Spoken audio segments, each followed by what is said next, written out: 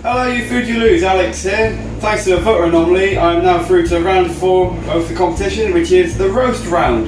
Today I'm going to be making a roast pork dinner with all the trimmings. We're going to have roast pork with crackling, roast potatoes, honey glazed carrots and parsnips, some homemade applesauce, a pork and cider gravy, some parsnip puree and some stuffing balls to round it all off.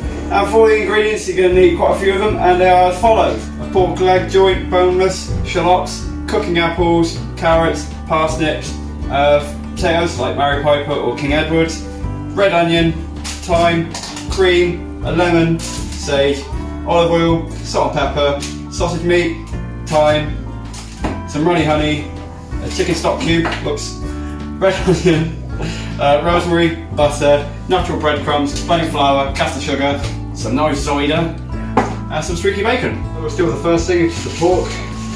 What you do is grab the kitchen towel, pat it dry, then wash your hands.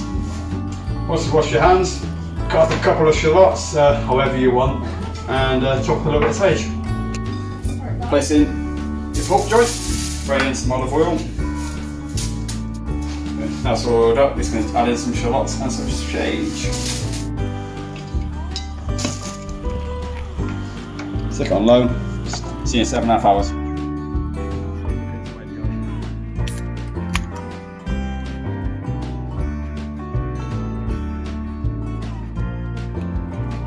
We're going to focus on the stuffing balls first. What we're going to need is some streaky bacon, some breadcrumbs, sausage meat, thyme and a red onion. What I'm going to do now is I'm going to finely chop the red onion and then just fry it off for 5 minutes in the pan.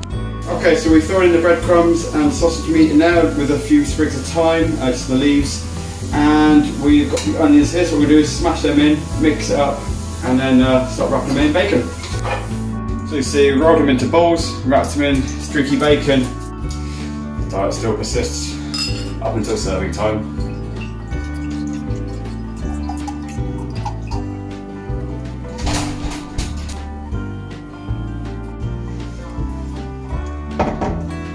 On to the applesauce now. So all you need is 2 grams of cooking apples, 2 teaspoons and a half of caster sugar and the juice of half a lemon.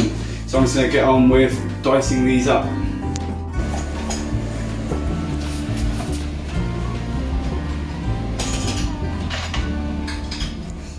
Okay, you see, that's our applesauce all good to go. We just add a little bit of butter and salt and then that's ready to go in a bowl for serving. We're going to quickly move on to the parsnip puree. So what we've got now is 2 potatoes, 2 parsnips. I'm just going to chop them up and then we're going to start boiling them.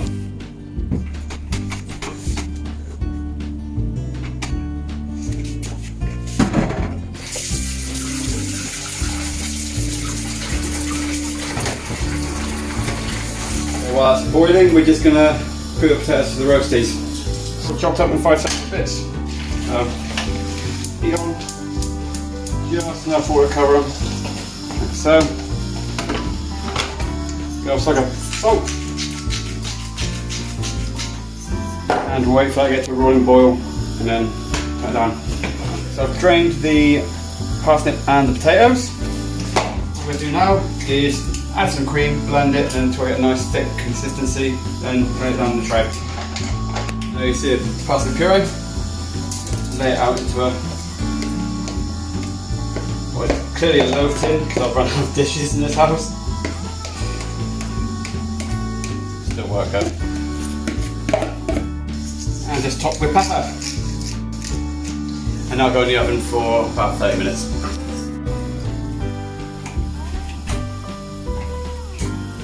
I'm just going to preheat the oven now, and what I'm going to do is I'm going to grab a tray and put in 100 ml of olive oil at the bottom, and that's going to be for the roast potatoes. Just going to bash them about a wee bit in the colander so they're nice and soft around the edges. We're going to sprinkle a couple of teaspoons of flour.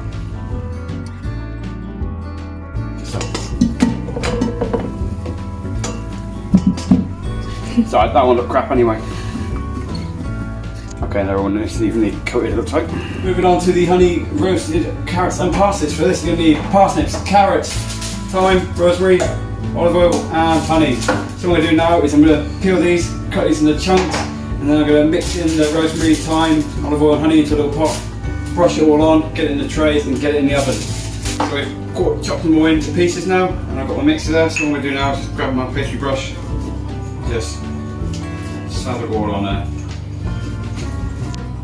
After about putting in the roast potatoes and the carrots and parsnips, so we just add, wow.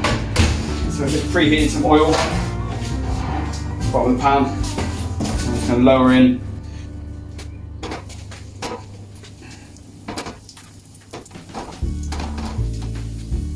Right, so I've coated them now, so put them back in the oven, and pop these in. And while I'm there, I'm also going to turn on the grill. There we are, the star of the show. What I'm going to do now is I'm going to take them out, pop them on this tray. I'm going to smother it in oil and salt, and then grill it to get the crackling looking nice. At the moment, it's quite soft, slow cooking does that to you. I'm going to retain the juice at the bottom as well. We're going to use that to make our cider gravy in a bit as well. The pork joint kept on falling over, so I've stuck some skewers either side to keep it upright, because it's only this part we're actually focusing on for the cooking. Just covering it in.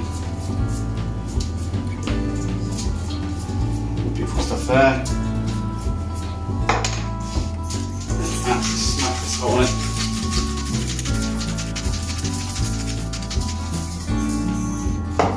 Now we're going to grill it for about 10 to 12 minutes, but we've got to keep quite a close eye on it because it can go very quickly wrong. Going well already, boys.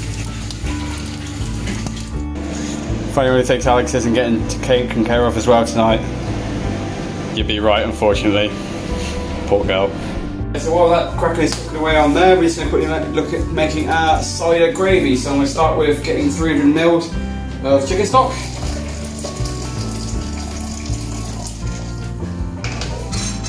Then what I'll do is I'm going to add 4 tablespoons of the pork juices that you see in there with some flour, and start blending it in, and then we'll whip out the secret weapon in a second. What you see as well, I'm adding in, I'm also adding in some shallots as well, which will give it quite a nice sort of, I don't know, flavour.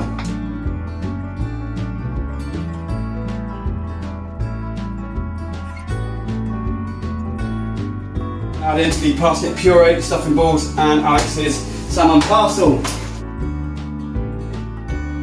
Now I'm going to add in our cider, so we need 300 ml of this, which luckily means a little bit left over for me.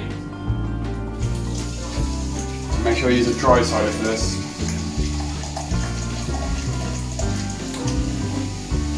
There.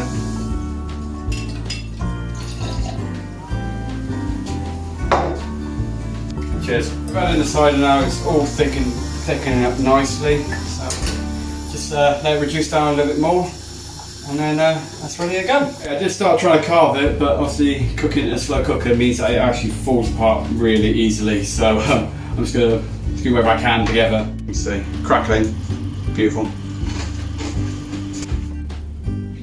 I don't own a gravy boat because I'm not a Tory.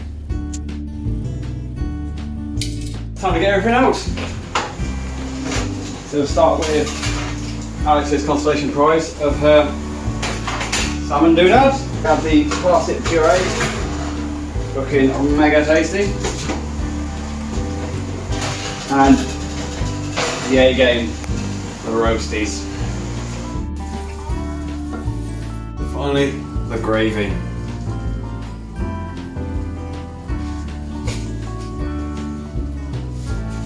Beautiful stuff.